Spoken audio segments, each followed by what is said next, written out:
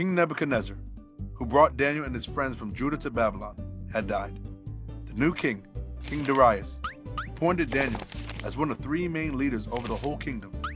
King Darius was especially impressed with Daniel and planned to put him in charge of the whole kingdom. The other leaders were jealous of Daniel.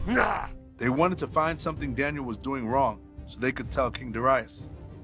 But Daniel was an honorable man. He lived according to God's laws and was trustworthy.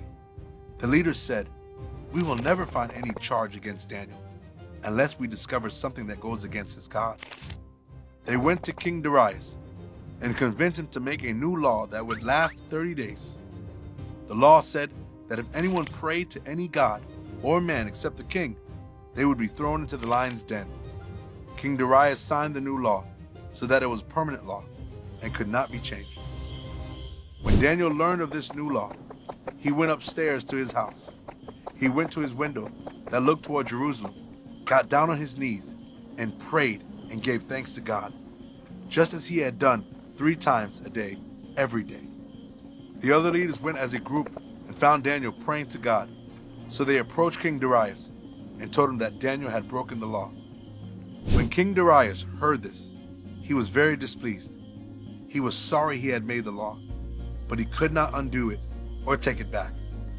So the king gave the order, and the leaders brought Daniel and threw him into the lion's den. King Darius said, "May your God, whom you serve always, save you." The lion's den was sealed with a large stone. King Darius was worried about Daniel all night long. As soon as the sun came up, Darius hurried to the lion's den. He cried out, "Daniel, servant of the living God, has your God been able to rescue you from the lions?"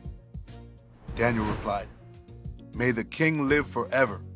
My God sent his angel and shut the mouths of the lions. They haven't harmed me, for I was found innocent before God." The king was overjoyed. When Daniel was brought up from the lion's den, all could see that he was completely unharmed. King Darius then issued a new decree.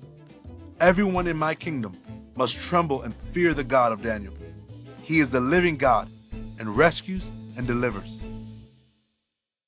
Daniel continued to trust God, even though it meant he might be thrown into the lion's den. Jesus was faithful to follow God's plan, even though it meant he would die on the cross for sinners.